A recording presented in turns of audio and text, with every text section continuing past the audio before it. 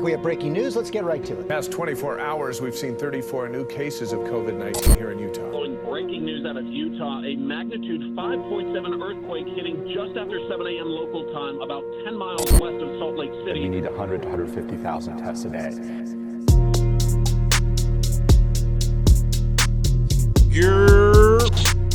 Yeah, it's podcast day. You already know. I love my podcast days. I love the days where I can just sit back and talk to y'all and just, take you guys on this audio journey right in my diary without writing. My verbal diary. Do I call it a verbal diary? That'd be kind of corny. I believe this is episode 18 of the Iso20 podcast. A podcast to just get you through your day. I hope everybody's having the day they deserve. It's hot as hell in Utah right now. In Salt Lake City specifically, it is hot. The pools, I live in a community, an apartment, condominium, whatever you want to call it. But I live in a community where we have a community pool. And that just opened up. So, but it's weird though, because they sent out an email saying, hopefully we can go to green so everybody can go swimming. Green being the COVID status, right? Right now, my city is on a code. I think we're still on a code orange. Salt Lake County, I think, is still on code orange. If not, we're in yellow. No, we are yellow, which is groups of 20 to 50 people, right? So my community, the apartment manager or whatever, is like, we need it to be green before anybody can go into the pool. But some people already said, fuck that. We in the pool. We in there. I went down there to my car and whatnot, and I seen at least probably about 15 people in the pool. And my pool's not big. It's maybe 50 yards. Nah, it's not even 50 yards. I would say it's about 30, maybe 35 yards. And yeah, but chlorine should kill COVID, right? Like I don't think you should worry, but maybe you should. I don't know. But yeah.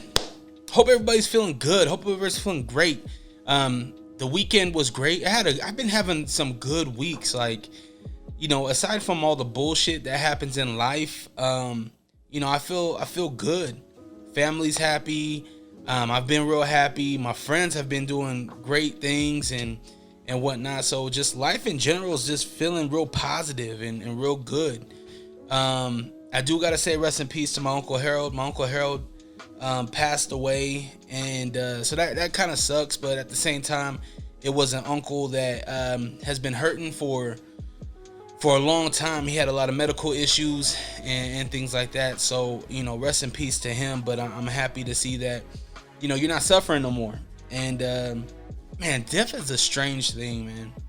Life and death is a strange thing. I was having this conversation with some of my coworkers, because as you guys know, I'm under the belief that we should have a woman leader. I feel that in most cases, in most scenarios, you see the woman or the mom is who's the nurturer, who's the one that takes care of and puts the family back together when the family's broken. And I say in most cases because it wasn't my case specifically. I didn't have a mother that was loving and endearing and, things like that. I had a father who was tough on me that, also showed me a lot of compassion and a lot of love as well. But I just feel that, with a woman bringing us into this world, and the way that we go out, it's just a bizarre thing. Once we get the answers to this whole life and death thing, I think that the world is gonna be in for a rude awakening. I think that if we really knew the facts between life and death, I think it may change. Well, it would change a lot of things for people. Maybe the way that they live. Who knows? Maybe there's a belief that this life is just a vessel or a ship to go to the next life. So if we knew what the next life was, do you think that we would be here? I don't know. I mean, Earth is. That was another thought that I had earlier this week was like, nobody knows who named Earth. Like, tell me who named Earth. Nobody knows.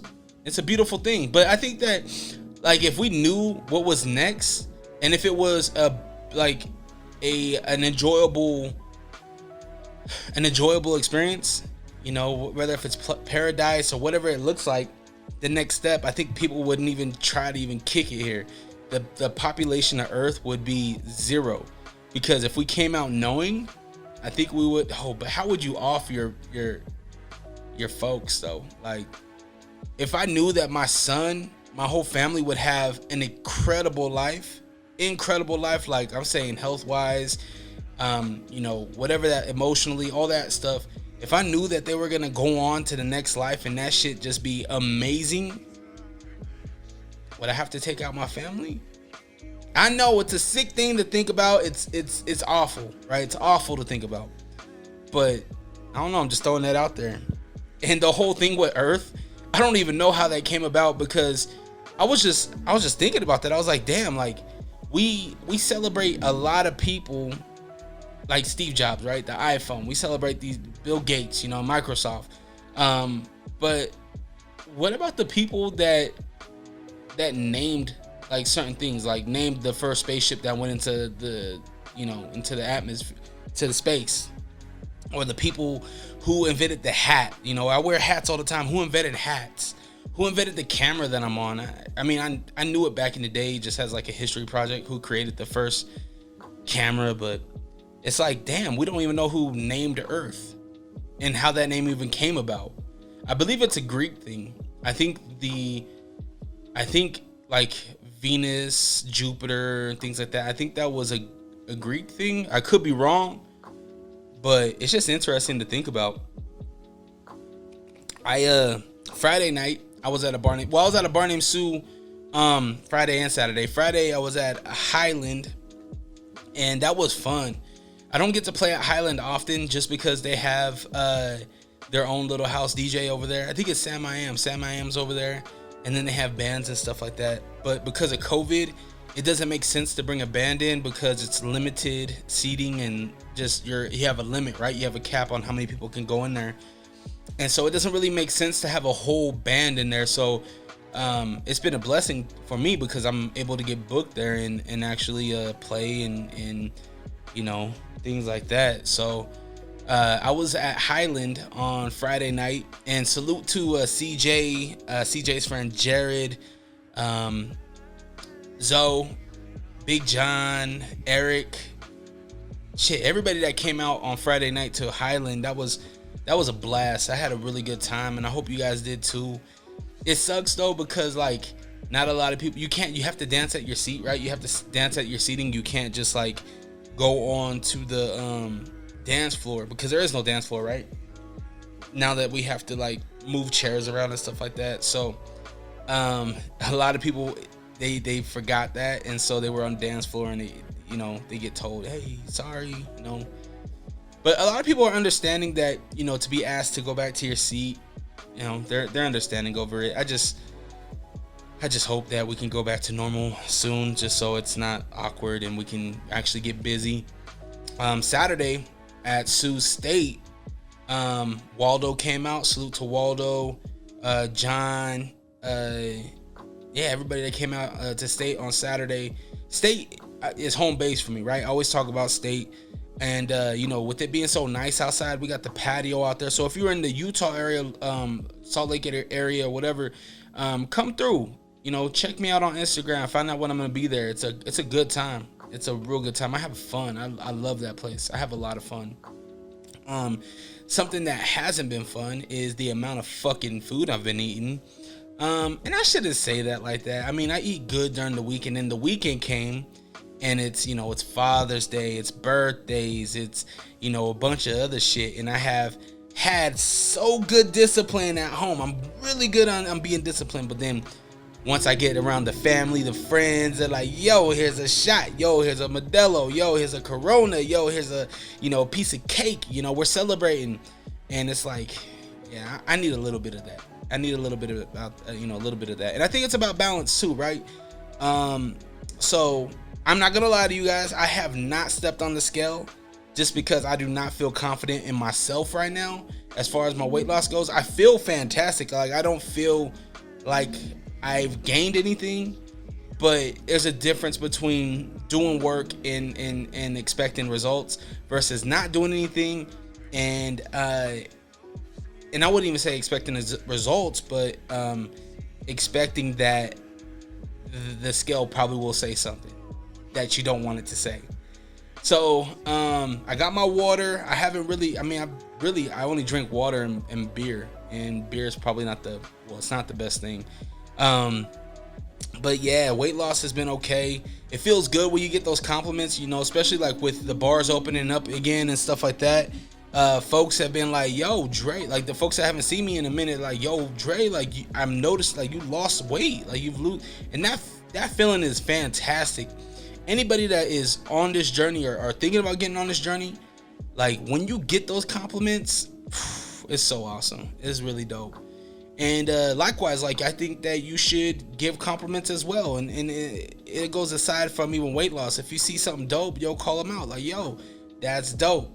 I think that you should definitely go out of your way to call out something positive versus something negative, right? Like if there's a, and maybe that's where I get into trouble, is that I feel that if my opinion is negative, I'm most likely going to keep it to myself. And I fell into trouble before. I shouldn't say trouble. I feel like I've let myself down in the past by not calling out the positive and maybe focusing on the negative, even with myself.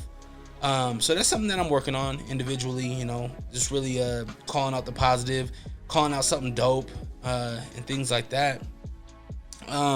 We have Father's Day most recently. Salute to all the fathers out there. Cheers. Being a father is so fucking dope. There's nothing in the world like it other than being a mother. But even then, I feel mothers and fathers, I feel like we have two different relationships. The things that I love about being a father is, and I was telling Eracalypse this, is that it's wild to think that we're creating what's tomorrow. We're creating what happens in the next decade. We're creating what's gonna happen in the next century, right? Because our kids are gonna have kids, hopefully. And you know, when I get woken up to, Dad, Happy Father's Day, that shit like melts my heart. You know what I mean? And I hope the fathers out there are getting that type of love. You know, not every father has the opportunity like me, and that's why I take advantage of my opportunities. Like, not every father gets to wake up with their kids. Not every father gets to plan things with their kids, right?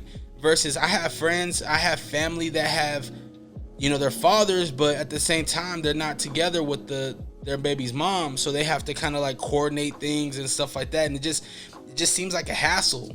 So, you know, I salute the fathers out there that take advantage of their opportunities with their kids, that do the stupid, corny shit that fathers do, and you know, that are able to be themselves at the same time. Like, it's a beautiful thing, and you know, I always highlight our parents when we can. Like, I always highlight good parents when I can, and I salute them so much because I have a lot of respect for them. So yeah, Sunday was Father's Day, and so we went up to Ogden to spend some time with my father-in-law, my brother-in-law, and it was my brother-in-law's kids' birthday. Like I said, my family is all summer birthdays, so they're like, right now it fucking sucks because it's a bunch of fucking cakes and ice creams and barbecues and yeah, pizza. God damn. Yeah. So yeah, we went and did that. It was a good time. I love hanging out with my my father-in-law and my brother-in-law because they're so different. They're so different from me. They are you know, they're into the outdoors. You know, they got their Can-Ams, the Polarises, their, you know, their guns, their trucks. You know, they're very much about that culture. And so I'm not, right? And so when I see, I mean, other than guns, because, you know, I have to bust those things out sometimes, you know, not really, but I keep it on me. So it's like, you know, I'm interested in what I don't know. And I don't know shit about trucks. I don't know shit about going out camping and all this other shit. And so when my brother-in-law and my father-in-law are talking about this stuff, I'm like really intrigued. He's showing me his Can-Am, which is like a side, which is like a four-wheeler. You know, for my brothers in the hood, think Rough Riders, right? Think about Rough Riders, dirt bikes. That's what they're into. And so, you know, I'm learning about the Can-Ams. I'm out there yoking the Can-Ams and the Rhinos and things like that. And, you know, it made me really think about, damn, I want to get one of these. So I'm kind of in the works of getting one too for my family. So that should be fun. But yeah, salute to family. Salute to good times. Salute to, you know, all my friends that came out over the weekend. Salute to my waistline. Yeah. Shit. We haven't done this in a while, but should we get into it? Are y'all ready for this? Y'all ready for this? All right, let's do it. Here comes the news.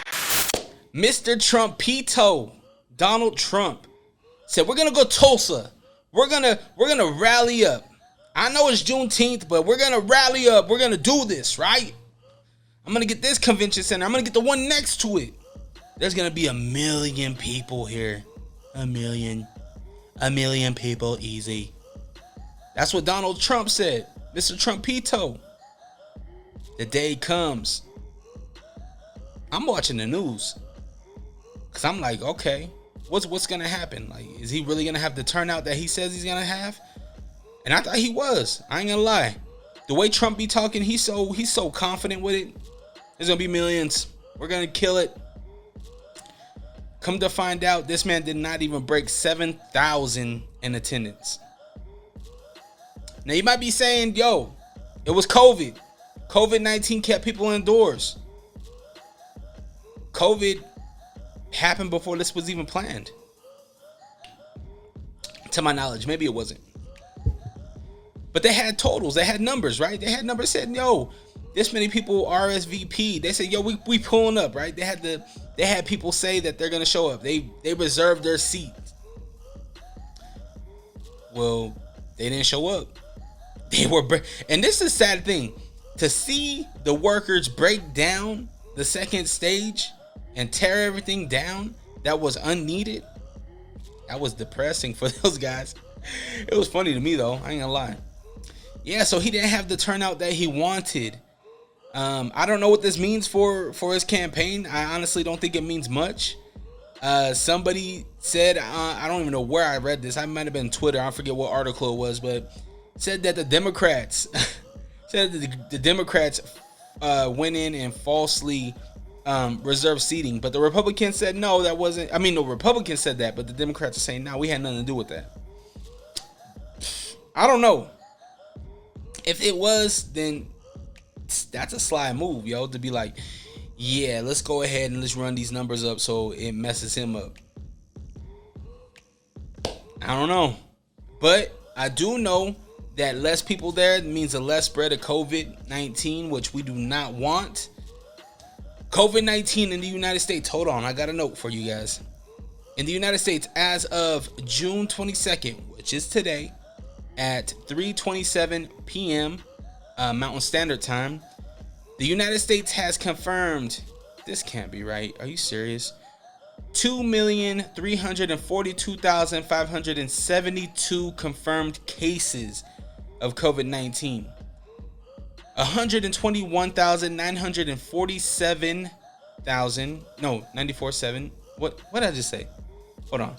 121,947 deaths. And 726,613 have recovered from the dangerous COVID-19. Global cases, 8,546,919 cases.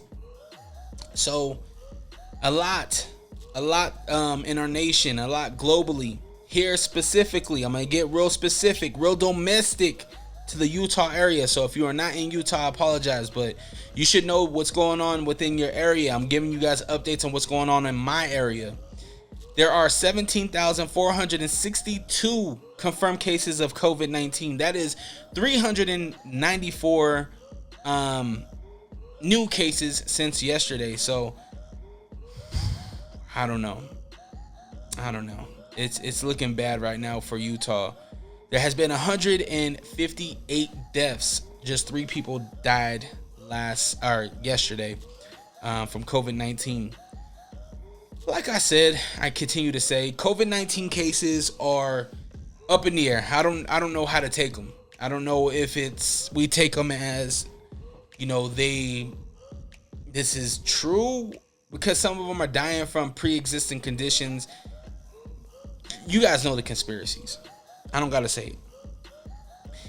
But it's alarming for Utahns because we just went to yellow, right? Specifically to Salt Lake County. There's some areas and some counties in Utah that are already green. But with close to 400 new cases daily, that puts us in a position, it puts our leadership in a position to say, do we shut this shit back down? And if that happens, then I don't know. It means more waiting on stimulus packages. It means more waiting on what's going to happen with unemployment. It means a lot of the restaurants and bars, I don't know if they can handle another wave. It's really hard to say. Really bad for small businesses. Thank God my small business doesn't have employees. It's just me and my partner. But, for those small businesses that do have employees and things like that, yes, while there are loans out there for you, it puts you further in debt than you already are. Most small businesses start off in debt. Most small businesses start in a place of losing money. And to add this to it and to shut down again, I don't even want to think about that. But, I think it's something that we should be aware of, because it's nuts. It's really nuts. Whew. What else happened in news? Mr. George Floyd, God rest his soul, and the Utah artist. I need to find out who the artist was, but a Utah artist has made a mural on one of our buildings down here downtown. And George Floyd is one of the faces. He painted he or she painted a mural of individuals who have lost their life, right? And George Floyd is one of them. And it's a really dope piece. It looks really dope. Like I could see it on a shirt or something. It's a really dope piece. I love the colors. I love the I guess the word is abstract feel to it. But yeah, somebody over the weekend, I believe it was on Saturday, defaced it through what looked to be maybe black paint or tar or something on the wall, defacing the picture. Like it was pretty damaged. But less than 24 hours later, an artist, I don't know if it was the same artist, came out and touched it up, and it looks better, or not the same or not better than what it was. And that's telling, man. That's telling that somebody went out of their way to throw paint on a piece of art that, it's disgusting that we can't have something as simple as a piece of art remembering someone that sparked a serious conversation in this nation, in this world, because this is a world problem now. Police brutality and injustice is now a world issue. You see Brazil going through it. You see the UK going through it. You see France going through it. We see everywhere going through it right now. Canada, right? And it comes from it's a fight that has been happening in this nation forever. But what happened to George Floyd sparked this conversation, and we're having a lot of uncomfortable conversations now, right? And for an artist to say, look, I want to paint this man's face and show respect and, you know, make a reminder for folks, right? Because this just doesn't die. It just doesn't stop, right? The awareness is out there. The awareness is going to continue to be out there. And it was done in the right way. It wasn't just tucked around in a corner. It wasn't done illegally, right? It was done nicely. It's a piece of art. And I feel like people should respect that. Hell, I even look at the trains and I see the art on the trains. And it looks dope, and we need to respect that. Like, I feel like we should respect that. So when you deface a piece of art, something that symbolizes change, something that symbolizes awareness, something that symbolizes togetherness, that makes you a real asshole if you do that. If you deface that like that. You know, we may never even see this person get in trouble for it, but I hope they feel sorry for it. I hope they maybe did it in the spur of the moment, you know, and maybe now that they seen it on the news and stuff, maybe they're like, damn, I messed up. That's messed up. I don't know why I did that, right? But who knows? They might not. They might be like, hell yeah, I made it on the news. Yeah, look at me, I did that. I don't know. It's just really sad. I hope that, you know, if you're listening to this and you have the chance to go down there and see this mural, just remember that, you know, what it's about and what it should signify and what it should remind you of. And it's that these protests, these conversations aren't just for George Floyd. It's sparking the conversation of injustice, of police brutality, and things that can happen to anyone, right? And so just remember that. Okay, got my agua on, feeling real nice. Should we get into it? Should I throw you all the pass, or should I get behind my car? Here comes sports. All right. Not that I am a huge NASCAR fan. I don't even watch NASCAR. My pops watch NASCAR. I appreciate it just because I know what goes into driving a car at that amount of speed, the technical aspect of it. I'm not a big fan of the NASCAR culture, but the overall racing part of it, I think is dope. Well, a driver, Bubba Wallace, I'm not familiar with Bubba Wallace, but NASCAR drivers offer Bubba Wallace show of support after a noose, yes, a noose, is found in his garage. This headline sparked something in me that was, man, so disappointing. Like, especially for NASCAR. NASCAR does not need this drama right now. NASCAR already has a stigma of being a white sport. Already has a stigma of, you know, the Confederate flag and things of that sort, that isn't welcoming to black people or people of color. So when a POC in NASCAR finds a noose in his locker room, that right there is something else. That says, oh, I'm not welcome in this sport. I'm not welcome in the sport that I'm helping. That's telling. But the NASCAR drivers got behind him, and you know, he was placed in a certain place on the speedway, you know, when they were lined up and whatnot, and a group of drivers got behind his car and pushed him to the front. And it's a powerful image. It's a powerful image to see not just his pit crew, not just, you know, his teammates, but everyone, all of his peers, all of the pit crews get behind him.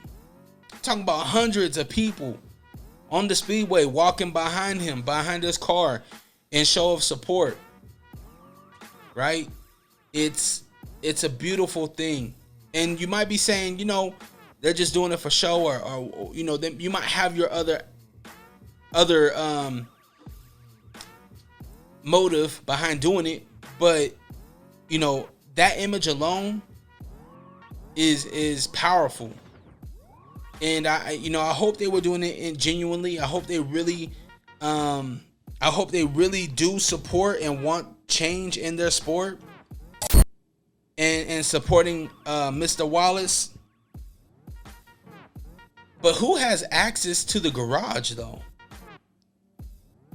Who has access to the locker room? Was it somebody on his own team? Because for me, if you are getting there... Sorry, you hear the train going by? Yeah, salute to the train. For me, if you're able to get into my locker room, it means you're closer than you would think you should be. I don't think it's just a fan that would walk back there and get into your shit. I would say, is it a teammate? Is it one of my coworkers? Because if I go to my desk at work and I find a noose, I know that it was somebody that worked with me. And what does that say? I say there needs to be an investigation. That many trailers there, that much equipment, that much money, there has to be cameras. Something needs to be done. NASCAR, if you're not investigating this, we got a problem. We got a problem. We need an investigation. This man should not have to go to work and worry about being lynched. That's what a noose was back in the day. A noose was used to lynch black people. A noose was a sign of, we're gonna kill you. We need answers, NASCAR. We need you to go in and investigate this. Don't take it lightly. I see the show of solidarity and it's really dope, really powerful, but show that with actions.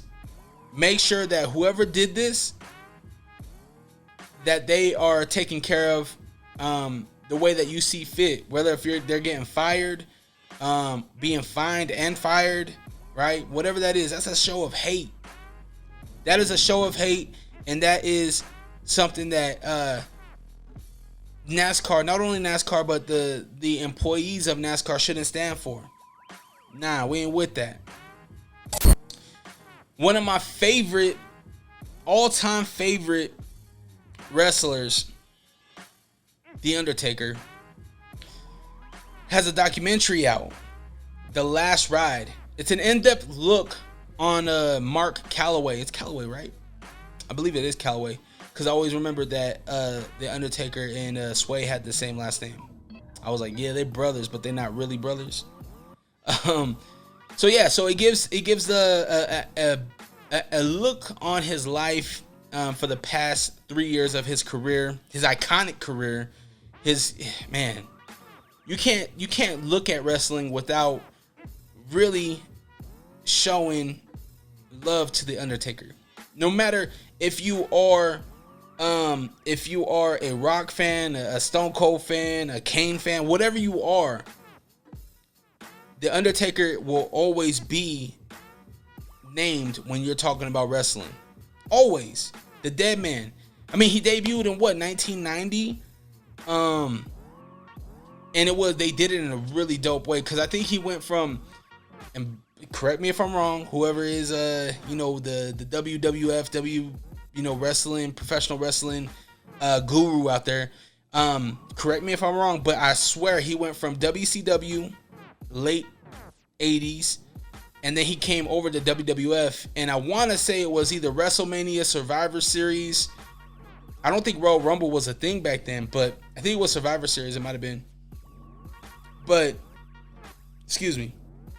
He came in, and it was the Dead Man era, right? And then right after the Dead Man era, I think it was the Lord of Darkness, right? Then he was having an urn and shit, and then the Ministry of Darkness, and oh man, it just gives me chills thinking about those days, man. Because I was really scared. Like, those days were scary. Like, you seen those even to this day. If you go back and watch those matches, his character, he did it perfect. And then he turned into the American Badass. And then American Badass, that was a SmackDown era. That was when he would bring his Harley out and ride around the ring. He's had iconic matches. You know, Mankind, you know, Kane, The Rock, Stone Cold. He's had his time, and I think he's the most winningest WrestleManias, I believe, too. He left his mark on the sport. I believe this documentary is only on the WWE network. I don't have it, so it might be a reason why I get it, unless I can find it another legal way. YouTube gang, you see what I'm doing right now? Another legal way. But yeah, I think it's worth checking out. I think that I don't know everything about Taker, but it's definitely a documentary that I wanna see. And The Last Ride, I think, is perfect. The Last Ride, you might be thinking, oh, he did The Last Dance. No, The Last Ride was the name of his finishing move. Remember his big power bomb? Yeah. And then he did the tombstone too.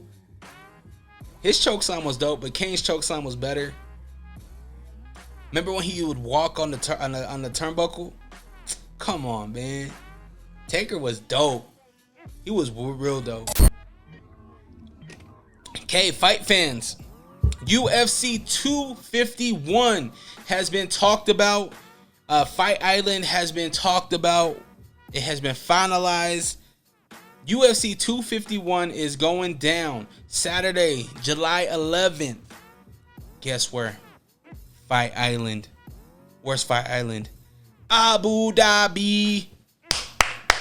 Abu Dhabi. Are you guys ready for this? The main card. The main event. Man, I'm excited for this. We got the champion, Kamaru Usman. This is a welterweight bout versus Gilbert Burns. If you are not familiar with Gilbert Burns, he just train wrecked Tyron Woodley. Burns and Usman is gonna be a great fight. I can't wait. It's gonna be great. That's one title. Another title, Alexander Volkanovski. This is a featherweight bout for the featherweight title. Max Holloway. Can Max Holloway get his title back? I think he can. I like Max Bless Holloway in this. I'll take Burns on the main event. Even though I like Usman, I'll take Burns just because Burns looks so amazing against Woodley. It's not saying much though, because Woodley, he didn't look like his mind was in it. KJ actually was telling me that. He was like, yo, I don't even feel like he even cares about fighting no more. And it could be that, you know, he's been wanting to Hollywood. He's been doing the Hollywood thing. I seen him on The Rock's new show, The Titan Games, or the Titan something. That's on Hulu. We were watching that. That's kind of tight. But yeah, I just feel like Burns. I think Burns he's hungry right now. I feel like not to say that Usman isn't. I just feel like Burns is gonna take him. I don't know if it'll be a choke or what. I think it will be. I think it'll be a submission. Either way, I think Usman will either choke out Burns, or Burns will get the choke out on Usman. I got Holloway on the co-main, and then the bantamweight. I believe this is because what's his name? Henry Cejudo vacated the bantamweight title, so we got Peter Yan, who is actually nice. He's a number 3 contender versus the number 6 contender, Jose Aldo. A lot of controversy behind Jose getting the opportunity, but rumor has it is that before Cejudo vacated the title, he was gonna give Aldo the title, the match, right? He was gonna give him the opportunity to challenge him. So when Cejudo left, the UFC was like, all right, well, we're still gonna honor Jose Aldo getting the chance at the title. So Jan's nice, but I gotta go with the OG Aldo. I'll go with Aldo on that. And then we got the ladies. Jessica Andrade. This is the women's strawweight versus, you guessed it, Thug Rose. Thug Rose is back. I gotta go with Thug Rose. She's a GOAT, man. I love Thug Rose. Some people say she look like Bobby Boucher, not Bobby Boucher, but Bobby Hill from King of the Hill. But I'm not gonna say that. I'm gonna go for Thug Rose. And then Amanda Ribas and Paige Van Zandt is fighting. Paige isn't even ranked right now, which is crazy. I like Paige a lot. I'm gonna go with Paige just because she's the underdog, and yeah, we'll go with her.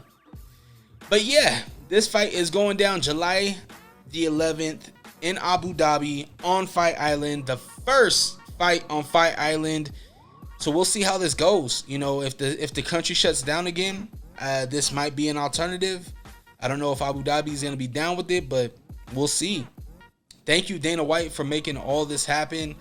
I know there's a lot of controversy going on with Dana White and the UFC and the treatment of fighters and pay with fighters and things like that. I think you're going to get that with any organization, right? But yeah, I hope that, you know, obviously I feel that fighters should get paid what they are due and what the market says, right? It's just like my job, right? You know, somebody down the street is getting paid to do the same thing as me, more, I should say. You know, my company looks at it and they say, okay, we need to make a market adjustment. We need to pay them this much more, right? And certain companies will do that. They will hire an individual or an independent company to come in and say, okay, you're currently paying your employees this, but the market is paying other employees this. And I don't know if that's the same thing for the UFC being the biggest mixed martial arts league out there. I highly doubt that Bellator is paying their athletes more than the UFC is paying their athletes. Bellator athletes might be getting paid more because they got the opportunity to get endorsements, to get sponsorships and things like that, and promote and with inside the ring. Versus where the UFC now they can't, right? They don't have their big banner with a bunch of sponsors and they can't shout their sponsors out and things like that. Wasn't it Brock Lesnar that got in trouble for shouting out Bud Light or something like that? He got fined, I think. But yeah, we'll see what happens with that. Something that I do not look forward to is Jon Jones versus Mike Tyson. So I forget which MMA news outlet it was, but they had Mike Tyson on, and Mike was talking about pay, right? He was talking specifically about pay and how if the UFC athletes want to get paid, they need to do what Conor did, right? And go and box. And Mike was being honest. He said, yo, if Jon Jones wants to get paid super money, he's going to have to box me. John took that as like as a challenge. John says, yo, Mike, I will fight you in a boxing match, but there's one stipulation. After we box, we got to go and do it in the octagon. Now, for me, as a fan of both Jon Jones and Mike Tyson, who are both GOATs in their own lane, obviously Mike is galaxies ahead of Jon Jones, but what I think Mike was the youngest heavyweight champion, and so was Jon Jones, light heavyweight champion. He was the youngest to do it. But for Jones, I feel like this is a lose-lose. If Jones loses to Mike, he lost, a young buck lost to an old boxer turned podcaster. If Jones wins, then he beat an old, retired, heavyweight boxer turned podcaster. So, do I want to see it? if it happens, I'll watch, but I'm not rooting for it. I'm not like, yeah, let's make this happen. Now, if Jones came out and he fought and he boxed like Tyson Fury or Wilder or even Anthony Joshua, I would like to see Anthony Joshua probably more than the other two, just because Fury's just gonna outbox him.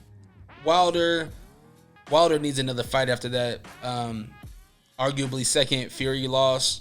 But yeah, we'll see what happens with that. I like it. I like the conversation. I think it's cool, but I don't see anything coming out of that. Okay, I think that's about it. I gotta go get my kids. All right. Follow me on Instagram at Drerawka. That's DRERAWKA. And shout out to the YouTube gang. We just surpassed 200 subscribers organically. I can't thank you guys enough. I've been doing the reaction videos. I've been putting these podcasts out on YouTube, and the traction has been nuts. I appreciate everyone's support and love. Oh, shoot. I gotta hold on. Oh, I need to throw a huge shout out to Pioneer. Pioneer DJ sent me the HD J700 headphones. They heard about my fiasco at a bar named Sue where I broke them, and I got sent those Pioneers. So thank you so much. They sound amazing. But yeah, if you're into music and stuff like that, check out some of my music reactions on the YouTube channel. You can go on to allrock.com. That's ALLRAWK.com to check out all my content. And if you're feeling it, consider subscribing. I have fun doing this. I love podcasting. I love doing the reaction videos. I just love learning about new people and things like that. So I appreciate all the support and love I've been getting. The podcast, we are on our road to 1,000 downloads, and this is only episode 18. I know that it's not a lot to some people, but to me, that's a big accomplishment and a big achievement. So I appreciate everybody, whoever shares, likes, listens, downloads, pirates. Maybe there's somebody in like Asia or something saying that they're me and they're, giving my content out there. I appreciate you for pirating my shit. I gotta throw a huge shout out to Vita Tequila and Fresh Wolf Products for just continuing to support this channel, support my podcast and everything like that as well. But yeah, I hope you have the day you deserve. I will see you guys next time on Iso20 Podcast. Peace.